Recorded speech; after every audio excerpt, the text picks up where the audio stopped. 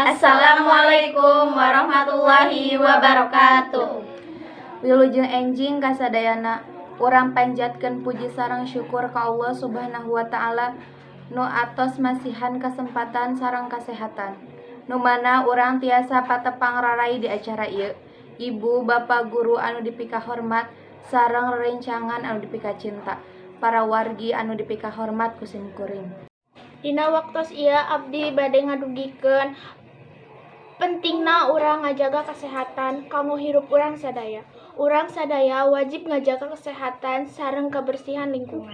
Teras urang teh kedah ngalaksanakeun hirup sadidinten jeung cara anu sehat. Misalna bersihkeun awak pas urang keur ibak, bersihkeun kuku, nyikat waos nu rutin, jeung sajabana. Contoh anu sanesna urang kedah micen runtah di tempatna, teu kengeng sembarangan, terus lamun nyiduh ulah di mana wae, batuk atawa bersin ge kudu nutupan baham ambeh henteu nularkeun virus ka batur.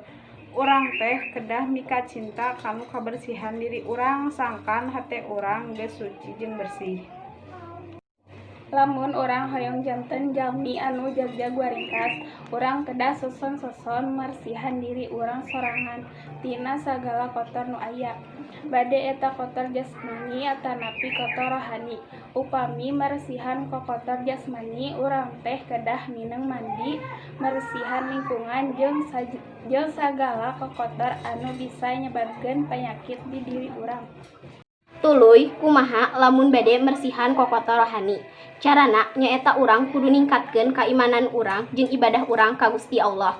Ngan anu kudu diinget teh sehat lain saukur bersih hungkul, tapi urang kedah ngagerakeun jasmani urang nu matak ngajag-jagkeun diri urang. Misalna urang rajin olahraga. Hadirin sadayana, cekap sakitu pidato tentang kesehatan ieu. Hatur nuhun kana perhatosanana. Wassalamualaikum warahmatullahi wabarakatuh.